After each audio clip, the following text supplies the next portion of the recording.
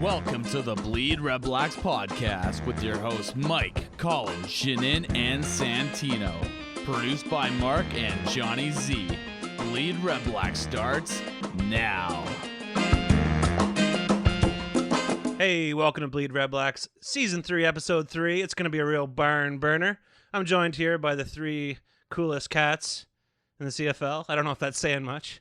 I'm ready. But cats are so cool right now. I'm ready calling you a cat, right? I'm ready to burn down a barn. Let's do it. Everybody got their insurance in Winchester. Let's do it. Well, you never know, right? Yeah. Liability at least. How's that Cooperator's State Farm Insurance? So, season ticket holder Mike, as you all hear, is ready to rock and roll today. Ready to roll. Santino is once again joining us, which is awesome. Yeah, hey, how's it going? And this person here, too, is awesome, too. Oh, Janine, that's right. Sorry. I'm so loved here. Of course you are. And our two producers, Toot and Newton, are doing their thing. And, Can't wait. And man, you guys rule. We're gonna be doing some drops this show, so let's hope it's awesome. And if it screws up, it'll just be like every other show we've done this year. So good times. Winning, I want to hear both winning songs marked again. That's how I roll. Winning, I have one gear, go, epic. Winning, are you bipolar? You gotta take it away. If you got something to say, am I trying to let you in? But you only gotta learn to win.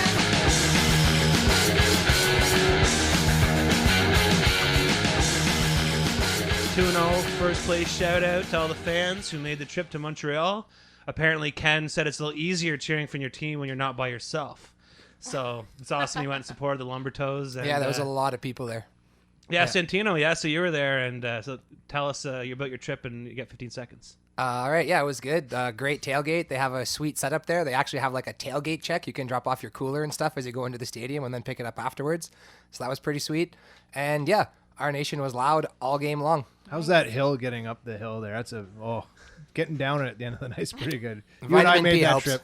Yeah. So happy belated Canada Day to everyone. Hopefully you're all recovered. You know, it's the one day of the year you can justify blasting Kim Mitchell, Glass Tiger, Rock Voisin, fill in the blank. We all have our 54-40. our Canadian sweethearts, I can't believe you didn't say David Usher. I thought that was your jam. That David Usher playing in an outhouse at the Gloucester Fair joke is pretty much run its course. Finally. All right. Well, Mark, I was waiting for some crickets, so I think we're good there. Do you guys know who Duron Carter's dad is? Steve Tasker? I think so. I'm not sure. Maybe Rob Black will tell us next time. We should probably ask him. Yeah. All right. So I need a personnel check as well. Check on what that personnel looks like. Is that their first or second personnel? Oh man, you never Rod. know. I was playing the drinking game. Boy, that Twitter was fun. I feel like Rod Black, he's like almost a parody of himself already. So I think that Twitter account should be like not Rod Black, not Rob, like a double parody, because he's just like, he's like football satire to me, Allegedly. It's like Cannibal Corpse, Allegedly. It's amazing. Allegedly. Okay, let's get into some around the CFL, and let's hear a quick little word from our sponsor. Are you sick and tired of being heckled for selling hot dogs outside TD Place with no permit? Hey, you got a permit for that, bud? Or your worries are over with the new 123 hot dog permit kit from 613 Sneaky Sausage. Send us your money, we send you a permit. It's as easy as doing a backflip after a punt. This permit also works for oysters, corn on the cob, stinky tofu, and lemonade stands. Get yours before it's too late. This has been a paid advertisement by the BRB Group. BRB does not endorse or suggest this product, but if you send us $50, we will print you anything you want.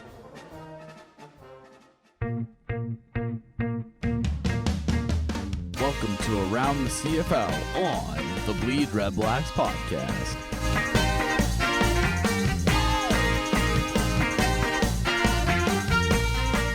Around the CFL, why should we care, Redblacks? Well, how about we will start by hearing about our amazing victory last weekend in Montreal. Over to me. So, first of all, I've heard estimates as high as about maybe 500 people made the trip down to Montreal. So yeah, and there was 40,000 at the Eskimos home opener too. So there you go. So let's put that in the category of the good. I'm going to run through this game as the good, the bad, and the ugly today. So first of all, the score, 28-13 for the good guys. That's our Red Blacks. The good. So this chemistry lesson was brought to you by Trevor Harris and Chris Williams. Those two are besties out there on that field. Trevor Harris, 20 for 26, 395 yards, 3 touchdowns, no interceptions. 7 of those catches went to Chris Williams, who racked up 187 yards and 1 touchdown. So those two have something special going on out there, and I'm enjoying watching it. The other good, Trevor Harris is spreading that ball, which in this game immobilized the powerful Montreal defense, and hell, it made them look like last year's Riders defense, right, Boom. guys? Boom. Boom. TDs for everyone. Williams, Ejak, Woohoo! Ellingson. Heyo. No TD for Sinopoli, but he still pulls in 105 yards. And plus, I know, Colin, you're going to love this, 25 touches split between Van and LaFrance for a total of 138 yards on the ground equals victory. Good. Respecting the Fosse Corsi. That's right. I like it. The bad in this game, well, goddamn that injury train. We just can't seem to get away from it. We've added 3 more guys to our 6-game injury list. Trayvon Van, I don't know what is up with our nation. We are running back killers. Jamil Smith, and you saw it in person, Goulet Veilleur's ugly leg break was pulled off the field in a stretcher. So that one hurt. And on the other side of the field, 2 significant injuries. The first one is Tyrell Sutton. He's out for at least 6 games, but the big one, S.J. Green, torn ACL, PCL, MCL, meniscus. Does he have anything left to tear? What a blow for the league. What a blow for the Owls. Mike, what do you That gotta was say about on that? me. Like, I called it out last week. I said, you got to put this guy down on the ground. But I didn't mean like career ending. I didn't mean to I tear like every that muscle guy. and I really do. ligament, Yeah, he's I definitely. thought he was AJ Green all these years. I'm going to be honest with you. True story. Anyways, sorry. So let's wrap this up with the ugly. I'm not going to talk too much about the Deron Carter thing. Everybody's got an opinion. I'm not going to try to change your minds about Deron Carter, but I am going to say this. There is no goddamn I in football, and there is no I in team, unless you spell like Deron Carter. That's a selfish kid out there on that field. What he did was for him. It was for no one else. He can say it was because he was concussed. He got 1 game suspension. If I were Jim Pop, I'd bench him 1 extra game just to teach him that this isn't all about him. Of course, they can't do that because S.J. Green is gone. So we're gonna have to put up with Deron Carter for a few more games. Why should we care? Because we won, and because without S.J. and with an undisciplined little punk in Deron Carter, I'm pretty sure those Owls are last in the East this year. What do you say, boys? Oh, we beat Kevin Glenn. That's important too. Right? Oh, and we beat Kevin Glenn. Yeah, I think Montreal looked pretty rough, man, and I think they got some stuff to sort out for sure. Especially, losing their main man and then losing this dummy too. I mean, it's going to hurt them. And They didn't have the personnel package anymore after S.J. Green left, according to TSN. Thanks, Rod. Just allegedly. Not Rod Black. Thanks. Allegedly. Yeah, I'm glad you didn't get into that too much. I think we've pretty much exhausted all verbiage and hyperbole about the situation. And, I mean, if you don't have an opinion about it by now, you probably don't care or won't, right? So I'm going to move on to the Argos, who took on the Riders in Regina. You mean the Green Whites?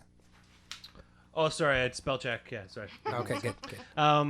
So they won 30-17. Attendance was just under 30K, which is pretty good. Saskatchewan's used to that, though. So this was the Riders' last season opener at the historic Mosaic Stadium, and Chris Jones once again proved that it's going to take a while to turn this team around that had a complete roster overhaul this offseason. NFL official Dale Shaw made his regular season debut as a side judge as part of the CFL-NFL exchange program. CFL officials are scheduled to take part in some NFL preseason games as well as development camps. Now, the key word there is scheduled.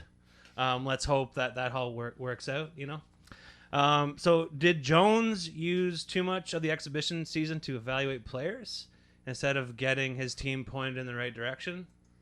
That was the argument, right, coming out of Saskatchewan. Mm-hmm. So it's the same thing when we sent our players to Hamilton, and we basically sent the practice roster. Mm-hmm. Maybe that's about building the future. I don't know. It's tough in the CFL because it's next man up. Yeah, and he has a totally different coaching philosophy. So, you know, he probably did want to put some of his stars through the ringers in the exhibition so that he could see how they were adapting to his philosophy. Well, they had 34 new starters. Yeah. 34 out of 46, 48. It's nuts. Yeah. Yeah. That's Yeah, okay, that's crazy. I said major overhaul, and it's basically a new team, right? Yeah. I'm really curious to see how long this will take for him, though, because obviously the man isn't the most patient guy in the world, and he is a little rigid. So I don't know how malleable he's going to be moving forward. I've always said get him and Ken Austin into a room. You know what I mean? That'd be good. That's a brawl. That's one grumpy room.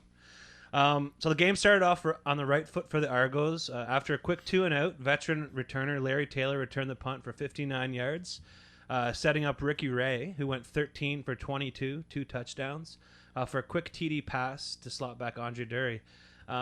Ricky Ray played well enough to win the game, but no one familiar with the league would tell you that 59% completion rate is acceptable for him. Let's not forget this dude was only throwing around tennis balls last year. Huge games by Keon Raymond and Corey Greenwood for the Argos on defense, leading both teams with 8 tackles each. Saskatchewan getting stuffed multiple times on third down, including a fumble by their backup, is the ultimate momentum killer. And, this team, I think they need to learn how to win again. And it ain't easy, especially when your coach isolates fans and players. After spending most of the year on the IR with a torn Achilles, Darian Durant came back strong, 31 of 48 with 1 touchdown. He's still looking to regain the dominance he had years ago, obviously. Looks like he has found his Weston Dressler replacement. Target is Nauman Roosevelt, 9 catches for 113 yards. The former Buffalo Bill, Cleveland Browns, Detroit Lions receiver, signed with the Green Whites mid-March of last year. At 33, Darian Durant still looks like he's got lots of gas left in the tank, and he should chuck it to Nauman a lot this year. This was a tough game to watch, I'm going to be honest with you. Lots of shitty penalties and 2 teams that are obviously not considered CFL elite. Josh Bartell had 8 punts for an average of 28.4 yards. Goo! Yikes. Our backup punter, who was forced into action in game 1, averaged 38.4 yards per game. Oh, and did you guys know he used to wear a Saskatchewan jersey?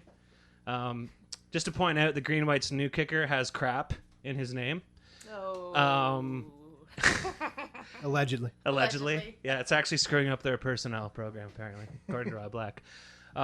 So after the win, the Argos stay on the road as they play a rejuvenated BC Lions at BC Place, while the Green Whites head to Edmonton, where Chris Jones will no doubt be peacocking like only he can.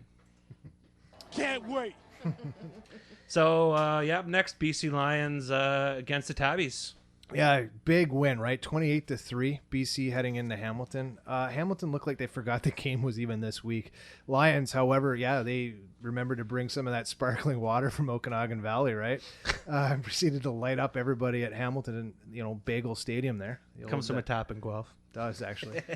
Jeremiah Mazzoli, impressive. Not so much. Watching him make completions and throwing into coverage the very next play, that's got to be frustrating for any fan. I'm not sure. Probably still skyrocketed up Jay Dunk's quarterback rankings, though. Did you see those things this week? It's a joke again. Yeah, okay, we'll talk about it a little later, but anyways. So with Winnipeg heading into Hamilton Hot Chocolate Field next week, look for the Bombers. Honestly, they're going to be very hungry. I'm guarantee you the Bombers are going to want to win. And I predict straight up right now, QB change if Mazzoli doesn't find some rhythm. If he continues to have these up and down games and inconsistency, it won't take long for them to start looking at different options. 13 penalties plagued the Tiger Cats for over 100 yards. Ken Austin, of course, getting a little bit grumpy, and with who? The media.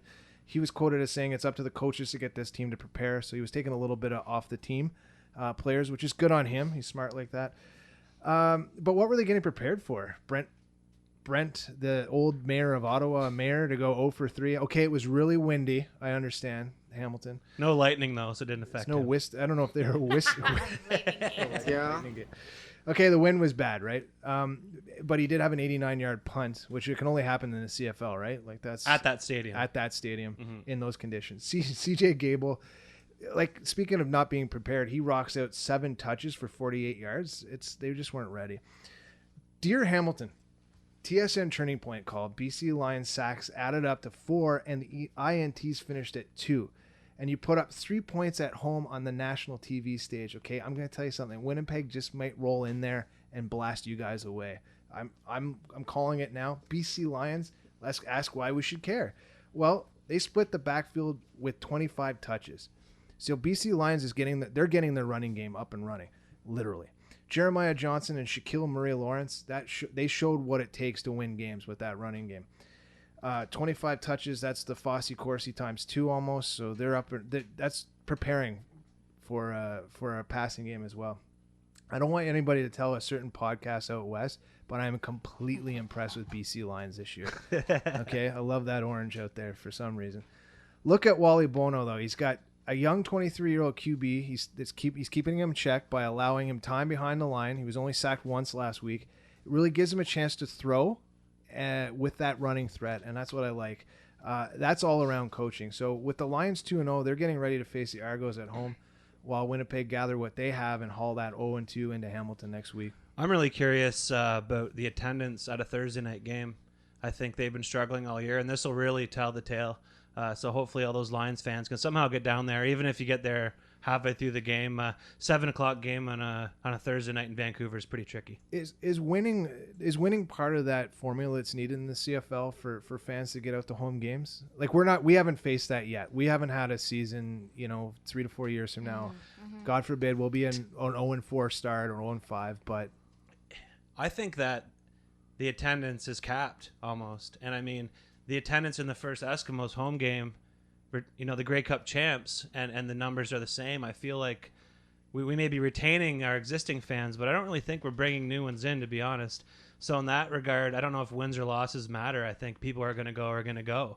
And you need to find other ways to get people or to motivate people to want to come and see the game and get that CFL experience. Yeah, I would say I think the wins matter to get the bums in the seats, but then you still have to do something. Like you're saying, Colin, you still have to do something to keep their attention, because not every year is going to be a winning year. And you said it, Mike, 3 to 4 years from now, we might go through a slump, and that's when our nation is really going to need to when step up. When you say you're referring to the Bombers? I am not part of them anymore, you my guys. Career? Are you referring to the podcast? Or my career? We're going to go through a slump in 3 I'm or 4 years? referring to you guys, specifically to Mike and Colin. I thought it'd be 3 or 4 days, 3 or 4 weeks. 3 or 4 years, amazing. No, there is a point to that. People want to go to stadiums where there's winning. So you want to feel good at the end of the game. You don't want to feel bummed out all the time, and especially if you have to brave that Vancouver traffic, which is a problem in that city. So. Yeah, and how much money do you have left over if you're buying a 4 foot by 8 slot house for 1.2 million, right? Exactly. Yeah, you gotta throw 10% down on that bad boy now. That's too, right? So times are changing. 20 to avoid CMHC. I just bought a house. Yeah. Boom. Same. In your face. All right, lastly, the Blue Bombers and the Stamps. All right, so Winnipeg took a trip over to McMahon Stadium for a rumble with the Stamps. Many say the Bombers are the best-looking team in the CFL with their new threads and all. And while you might be able to argue that fashion-wise they look good, football team-wise, Winnipeg continues to look god-awful. What not to wear CFL edition. So let's start with the Blue Bombers. Drew Willie went 32 of 44 for 358 yards and 2 TDs, but don't let that stat line fool you. He only really began moving the ball in garbage time when the Stamps defense had already backed off and weren't really trying anymore. In fact, he wound up throwing 254 of his 358 yards in the fourth quarter alone. That's like letting someone lap you in a race and then managing to keep pace with them the second time around. That's nothing to be proud of. And that's nothing new for the Bombers, because actually this year through 2 games, they put up 777 yards of net offense, and 509, so 66% of those have come in the fourth quarter. So, they've been brutal. Any given fourth quarter. Former Red Black Keith Sholigan had 2 tackles for Winnipeg, but otherwise it was a quiet night. Unlike his Bomber counterpart, Calgary QB Bo Levi Mitchell had himself a game, going 24-37 for 309 and 2 TDs. Wide receivers Joe West and Markway McDaniel both had at least 7 catches and 90 yards, so D-Block better be ready this week. Everyone knows the Stamps aren't afraid to run the ball, as evidenced in this game. Dave Dickinson led his running backs tote the ball 26 times for 207 yards, which works out to an average of 8 yards per run. That's simply incredible production from their ground game and a reflection of the quality of their offensive line. So why should our nation care? Well, we play them this Friday, and the Red Blacks defensive line and linebacking core better be ready for a physical game. And another reason why we should care about the Stamps is because Roy Finch, who was once a member of the Red Blacks, had over 100 return yards this week, and he's been on record talking to the Calgary media, saying that he's had this game against Ottawa circled because he's a little bit salty about how his time here ended. For sure. I just want to pipe in about Coach O'Shea. I'm curious to know what I know. I have an opinion about the coach, but what do people think about? Is this, how much of this is on his shoulders? Is it time for Coach O'Shea to go? I think bringing in Lapo kind of might have made O'Shea a little paranoid. Like, his demeanor on the sideline doesn't look like it used to be, and maybe just like totally sucking last year, changed things a bit. But he just looks nervous. He just looks not confident. He doesn't look comfortable, relaxed, and like he was like prior to this year, he was like the chill dude that wore like tracksuit on the sideline. Shorts on and the side. I don't know, having Lapo there, I don't know. It just feels like it's going to be a natural kind of. I don't think it has anything to do with Lapo being there. I think they could bring in Don Matthews and it wouldn't make a difference because they still don't have an offensive line. Until Winnipeg gets an offensive line, I don't care who else they bring in, they're going to suck. No, that's their offensive line woes are stuff of legends right now. But quotable from episode 2. I could fucking rip through the I O-line, believe I right, did. Janine? I believe I said I could do a better job than that O-line. There may have been an F-bomb in there. But I wasn't paraphrasing, dude. I think what has struck me is I've been a big O'Shea fan ever since he entered the league as a head coach. But what is striking me is how I think he's lost his team. They play with zero emotion out there, and that concerns me. Not just as a former Bomber fan, but just as a fan of any sport. You need to see a coach that has his team, and I just think O'Shea's lost them. That probably will end up with a leadership change there for sure. That seems to be the whispers across the league. So. So early on, I guess we're kind of seeing, like, is the cream rising to the top already? Like, we're only 2 weeks in. I know that the season's long, but there's definitely many teams going in opposite directions for sure. Yep. So we're going to hear a couple of words from our sponsors and then get right into the game preview brought to you by the Round Table. Let's do it. Never again will you see rings on your table with the CFL-approved OLG Coaster Yellow Edition. It's easy. Go to your local OLG retailer, place a bet on a parlay with no research, watch your bet lose, and boom! Coaster! Bet on the Ticats to beat the Red Blacks? Coaster! Bet on the Argos to win the East? Coaster! Coaster come in a variety of price ranges from $2 to $100. After Rake and Juice, you'll never be a long-term winner, but you will always win a coaster with OLG. Welcome to the Coaches Roundtable on the Bleed Red Blacks Podcast. Game preview brought to you by the Round Table. I'm going to start off with a little offense action. So you know where I'm going with this. Fosse Corsi, 2-0 after week 2, man. The team, if those RBs touch the ball more than 15 times, only good things happen. Last week we had 29 total touches, including a few passes. And to me, it doesn't matter who's starting at running back. The Fosse Corsi is all about distribution. Having a balanced offensive attack gives our quarterback more time, more space, and more passing options. Yes, even if Suitcase Grigsby is our running back. Our O-line is still finding their stride, and keeping a balanced and diverse attack is a no-brainer. So let's look for Keenan to have a breakout performance this week. Yeah, I agree with you. That offensive line's coming right along, that's just which is like, good. It's just what we need. Your opinion, man. 15-yard pass, 15 yards a pass from Trevor Harris, which is pretty awesome, I think. Have we seen the best of him yet? That's kind of a question I have for the roundtable. Are there any surprises? Well, I think he's playing at an unbelievably high level right now. I think it's going to be hard to maintain going forward, completing 82% of his passes, touchdown after touchdown, no interceptions. So, yeah, I would say he's playing at his peak, and let's just hope he can maintain that. And I think the correlation with that is that Williams has caught something almost 95% of those passes as well. So they're both running like God, let's be honest, right? They are both running like God. And there was a concern last year. I mean, he threw 19 interceptions in 18 starts last year. So there was a bit of a concern. But Brett Favre would kill for numbers like that. Speaking of reaching for the sun. There you go. So is there a concern, or is this wide receiver core, are they in tune? Because we're talking about the chemistry of the wide receiver core with Trevor Harris and Chris Williams, you know? I have no idea why there would be any concern, to be honest. We are banged up like crazy, but we aren't in those skill positions. Not at wide receiver, exactly. It's like the one place where we're healthy as hell. And I mean, there you go.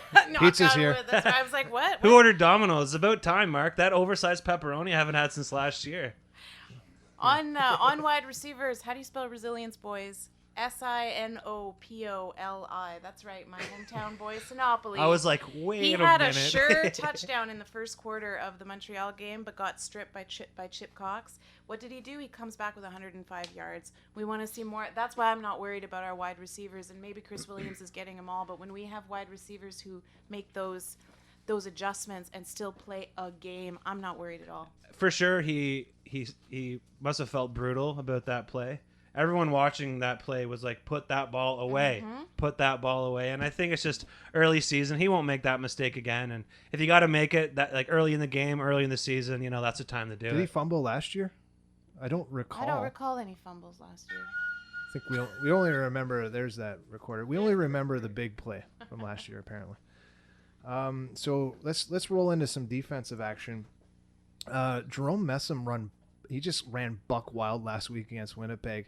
So we got to step up and stuff that run. Little CanCon there too, right? Yeah, got to get that in there.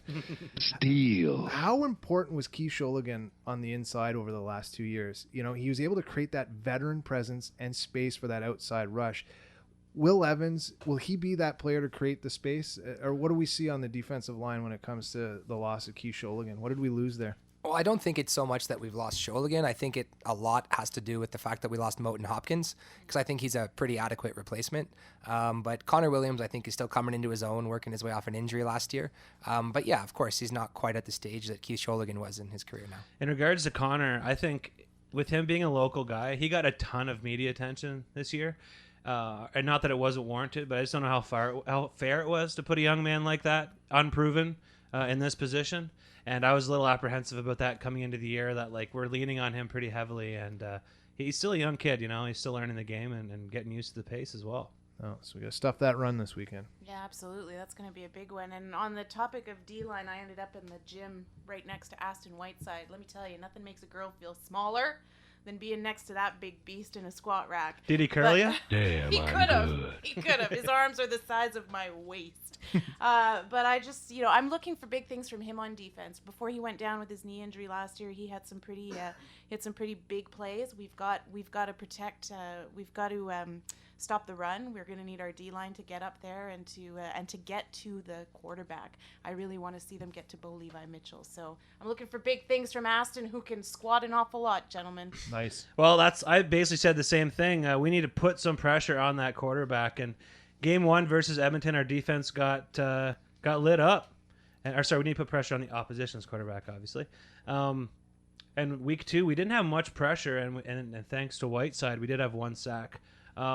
I think we're playing with fire against this, early season MOP favorite. Well, before the season started. So I'm really curious to see who's finally going to step it up. And at this point, I'm really not sure. I think it's an overall. This is a big test game for the Ottawa Red Blacks. You're coming home against what could be the team that should be a final favorite. I don't want to get into a shootout with the Stampeders. Nope. I would rather slow the game down, grind them down, and win by 3. I think that's how you beat a team like that. We got away with one week 1. I don't think we're going to win games like that moving forward, to be honest. But from a fan's perspective who's going to be at that game, I hope it is a shootout, and I hope we do in that way. Hey, seeing the mayor kick 5 field goals or 6 field goals for the win was pretty awesome there a couple years ago. But it'll be a true barn burner with the barn burner mayor in. Well, she's sitting in the south side, so at least she'll have a good view for the last 2 quarters of the game when everyone leaves. Boom! We're looking at Nothing, you, Santino. Nothing. Well, the north side sucks. Do I even have to say it? Yeah, whatever. On to special teams. Yes. So great first outing for Medeiros. He posted some really solid numbers. Good average, good long of 55. Looked really poised out there for his first big game. We talked a little bit about whether or not we should be saving Milo's legs for the field goals, and it looks like that worked out. So what I'm a little more concerned about, I'll put the question out to you guys, is With Jamil Smith out for 6 weeks, who are we going to see returning? I'm not keen on Williams being back there given his power at wide receiver, but what do you guys think? Who's going to be in there for us?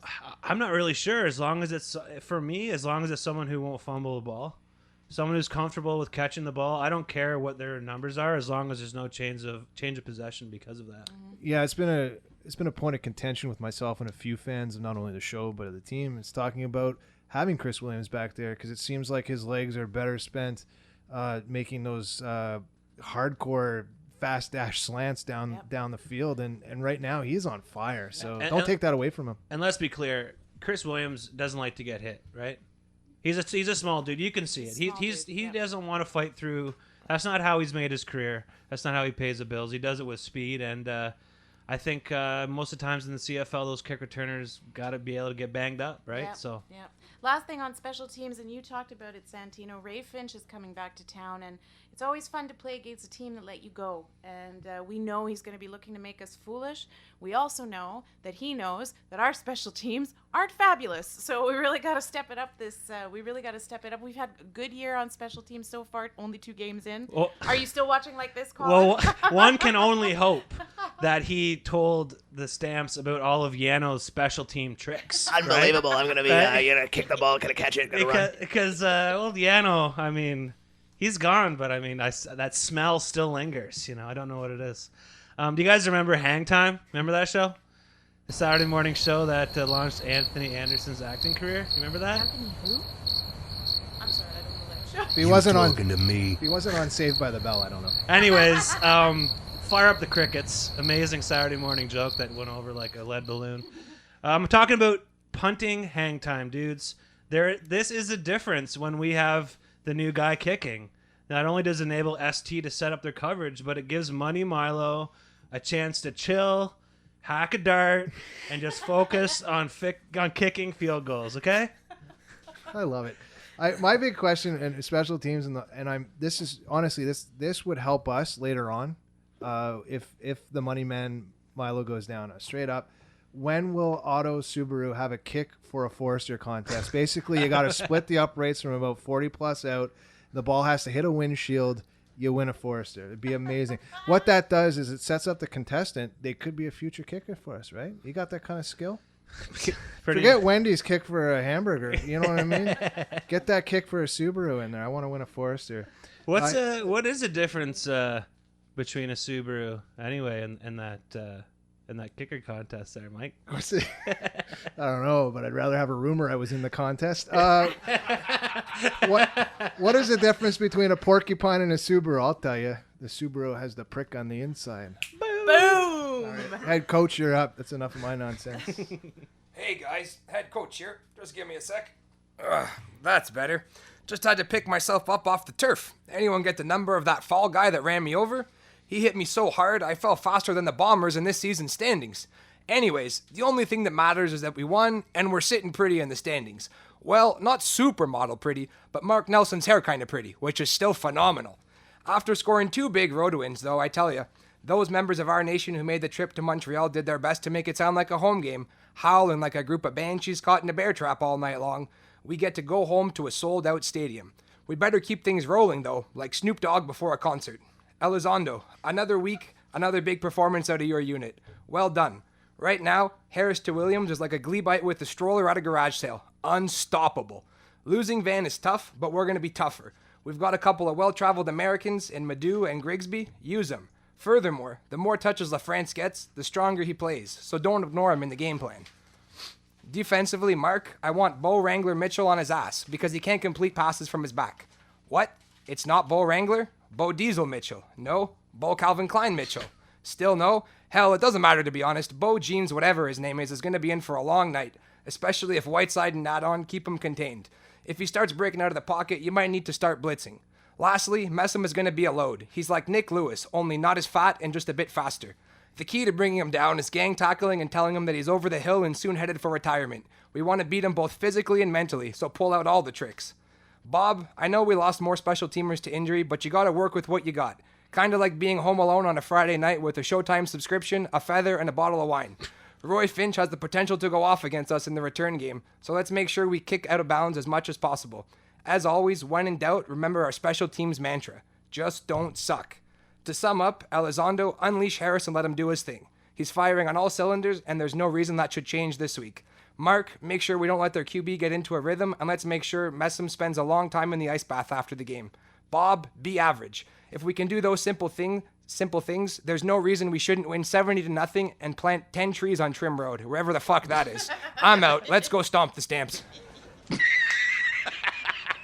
Love it, Coach. Love it, buddy. Love Trim Road. Inspiration. There's a great subdivision out there in serious? Trim Road to live in, I'm sure. Well, they have to pay tribute to all the people that take the bus to Marlene's every game, right? So I hear that's a beauty station out there at Trim as well. Let's get into that Renegade rant and reaction right after a word from our Glebe sponsors, maybe. The following is a public service announcement from the Glebe Association of Grumbling and Groaning, keeping the glebe quiet since 1837. And now to Graham Barrington Pemberwell. The last area of glebe houses to be built were on Booth's Fraser Field Lumberyard, west of Bronson Avenue, and that was in the 1930s. The streets there were named after Booth's timber stands in the Ottawa Valley, Kippawa, Okanagan, Madawaska. Thus, the 40s saw the completion of the development of the glebe. Streetcars were installed along Bronson Avenue from the 20s to the 50s, and the Kennedy lands to the immediate south of Sunset Boulevard were developed in the late 20s, and that's where we had streetcars. They were loud, but now they're gone and they won't be back. Not on our watch. Remember, no parking.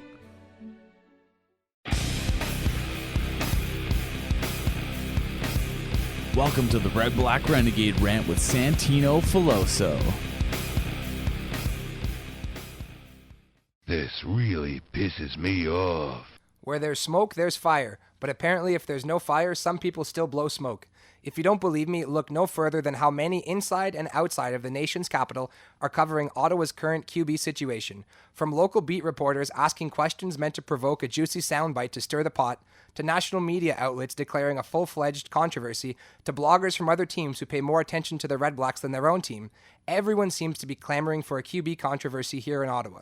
Newsflash, there isn't one, and it ain't happening anytime soon. Let's logically look at the situation. Since Burris went down with an injury to the pinky finger of his throwing hand, Trevor Harris has stepped in and gone 2-0 while completing an astounding 82% of his passes for 687 yards and 6 TDs. That kind of magical production is straight out of a video game with cheat codes on and has fueled the Red Blacks' red-hot offense. Harris has been lights out so far, but there's a long way to go until Hank, the MOP in case you forgot, is healthy. If Harris somehow does continue to complete 80% of his passes and throws 6 touchdowns to each interception, and the Red Blacks are sitting at 7-0 or 6-1 or 5-2, then, and only then, maybe you have the conversation about letting Burris sit. But for now, all this talk of a controversy is simply premature and lazy reporting by the media. Who knows what will happen over the course of the next 5 weeks? Maybe Harris continues to shine, or maybe he falters. Maybe he gets hurt, and our nation eagerly counts the days until Burris is healthy enough to take over from Brock Jensen, Danny O'Brien, or Brett Smith. The point is, both QBs are very aware they're under the magnifying glass and are saying all the right things. On Harris's part, he's already said he'll have no issue going back to holding a clipboard if that's what the coaches decide, since Hank is still the reigning MOP. On the flip side, yesterday Burris admitted that if Harris continues to play this well, he'd understand why the coaches wouldn't put him back in. A QB controversy is weeks away, if it ever materializes at all, because the only way a full shitstorm hits and someone feels slighted is if QB A isn't playing well, but QB B is forced to sit. And honestly, I think Rick Campbell isn't stupid enough to do something like that. That's why I have literally no patience every time I see a clickbait headline from TSN or the CFL site itself implying that Burris has been replaced by Harris permanently. It's simply too soon to say. Instead of being lazy and making up a controversy where none yet exists, why don't any of these media outlets do a bit of digging and come up with a better story on the Red Blacks, such as one of the new players making the most of their opportunity due to one of Ottawa's various injuries, etc. I get that the disgruntled player headline sells, especially on an otherwise strong team, but is it too much to ask for it to be the real thing? Yeah, I gotta say, I love that rant. They've been talking about this QB controversy since before the great Pinky incident happened. And I'm with you. There's only a quarterback controversy because the media makes them up. And I would rather that we sit back and think about what a genius our GM is for putting us in a situation where when a Burris goes down, we have a Trevor Harris. Why don't we celebrate that instead of cause all this shit? Anyone close to the team anyone who follows the team, anyone from the city, anyone that actually knows what's going on, doesn't take any of that seriously. We know the type of person Hank is. We know what he gave us year one. And I think that was like, that was such a huge experience for him in the wrong direction that I think he cares more about this team succeeding than he ever has on any. He really wants to bring a cup here. And I don't think he cares whether he's playing or not. Yeah, I think that's a great point. At one point yesterday, I don't know if it was a radio interview or just a clip I saw on the Red Black site, but he even kind of talked about the fact that when he won his first Grey Cup, he was listed on the Grey Cup as the third string quarterback, but it's still a championship. And kind of his point was that even if he's the backup, if it helps him get to another championship, that's what he wants at this stage in his career. So the question would be, the bigger the smile, the easier it is to chop him down. It's almost like, in my perspective, it's Henry is that guy. There's not a lot on him in the way of dirt. He's always been a pro player. He's always said the right things. So in a sense, it's almost like the CFL media community, which includes bloggers, podcasts, and the whole, and the like, and James Sapolsky, is like, what I had to mention him. He has a podcast. Did you know? I haven't heard it either, but apparently it's good. Allegedly. Is that's part of it. It seems like they want to tear him down because he's built this pedestal of just, I'm not going to say perfection, but a very strong, positive, shiny image. And it could be like, the higher it is, the harder it is to chop him down. So they're going to continue with that. And can I just say, the guy deserves better than that for what he went through in the first season. He carried all of those dropped passes, not his fault. He carried that on his back. All those sacks because the O-line couldn't protect him. He carried on his back, not his fault. He deserves better than some kind of, is he washed up now and is Trevor Harrison? I think a lot of the negative attention's coming from markets that maybe resent his current success, markets where he used to play, maybe left on poor terms, and they're now seeing him succeed in a new city where everyone seems to succeed here. It's tough to look in the mirror and blame yourself, right? It'll be a footnote basically in his career when he's added into the Hall of Fame. Like we're not going to remember that moment where he injured his pinky and Trevor Harris took us almost all the way to the Grey Cup or to the Grey Cup. It's part of being a fan of a team is being a fan of Hank. I mean, as soon as he came to the team, I was like, this is perfect. Obviously, Kevin Glenn didn't like it, but other people were very excited. Dude restructured his contract after he won the most outstanding player. Like, that's all you have to say. He knew what was going on. He knew exactly what's going on. Who would ever agree to a pay cut otherwise? Class act. I've never taken a pay cut at work just so that someone can come and take my job. What is a pay cut? I don't know. What's a paycheck? What's a paycheck? Asking for a podcast. Hey, at least it'll cover inflation. Wait, yeah, bullshit. Do we get paychecks for this? Oh, jeez. I barely have money to cover the website. I know where that is. Right, the hummus. Hey, at least you're not losing money on the podcast, all right, buddy? Let's not go there. Nobody got fined this week, I hear. Quit wasting my time. Hey, Mark, you want to pass the hat around, bud? Let's get into a little bit of outro. We'll hear another sponsorship word from the money that we don't get. Let's do it. I want your truck to help you get the job done. I want your cruiser to get out there safely so you can clean up the streets. And I want your kids to be safe when you take them for a ride. Thanks, Ray. Thank you, son. The name's Zelensky. I make car parts for the American working man because that's what I am, and that's who I care about. So this Friday, we have our home opener. It's going to be a real barn burner.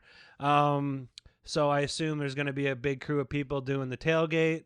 There's going to be people walking up Bank Street, people hitting the berm, people hitting locals before the game, after the game. It's going to be just awesome to see Lansdowne explode with excitement.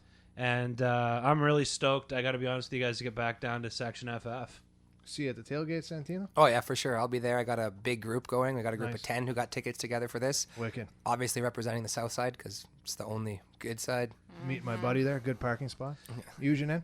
Yeah, I'll probably go because, who doesn't want to go have a beer with Deb before the game, right? Exactly. Guys? Like, That's we're going to be so see Deb. awesome. It's going to be fun. Yeah, it's going to be a lot of fun. Like I mentioned earlier, I was a little heartbroken that she's sitting on the south side. But fair enough. She's got to get both experiences, and hopefully the sushi is fresh and the koi pond is gurgling. I hear there's a certain FF section member who may or may not be assistant to the regional director of the deputy mayor. Will be the season ticket holder of the game. The council meeting was insane. Did everybody know that? No, I didn't know I that. didn't know. And it's funny because watch for Rich. the individual you're speaking of, I haven't heard from him lately. Hey, Rich, you still listen to the show? Yeah, he added me on PlayStation 4 on the network. We're gonna chat. Oh, I didn't later. know that was the new baseline. Yeah, man. I gotta. It's a new ICQ. Can you do that on a GameCube? That's how I roll. Mario Party. Amazing. I'm also trying to figure out how to hook it up to the interwebs, but shit. So. Go ahead. Lots of music happening in town. We obviously had a crazy ripper at Montebello, and just asked Twisted Sister. They apparently did not. Blues Fest starts rocking tomorrow. I assume you guys are going to go check out Billy Idol, baby. You know he's 61 years old. Still I looks don't amazing. care. I don't care. I looked at him. I'm like, I got to see what's up with that hairline. And he's 61. I'm like, well, it's like other than Santino, I don't know anyone who's got a hairline like that. And Mike, you're pretty. Yours is awesome too. Mark, yours actually. I think I am the only. You're bald the only guy one here. without the hair. All right, let me rephrase that. I'm bald and no one else is. Synthetic drugs, allegedly. Allegedly. Yeah, sure. Same with Wayne Rooney, right? You see that chia pet that kid's rocking? My word. Anyways, just wanted to say that the Lumberjoes will be on CTV Live Friday morning, 7:45 a.m. So tune in for those of you who start work late or don't work at all.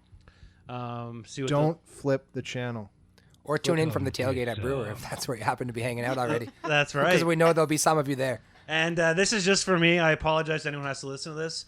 Congratulations to Ottawa champions Wilmer Font, who was purchased by the Blue Jays this week. Yeah. He's going to be starting AA and possibly moving up to Buffalo AAA the next few weeks. So good on him. Mm-hmm. I love my independent baseball. Ottawa champions baseball is really a lot of fun.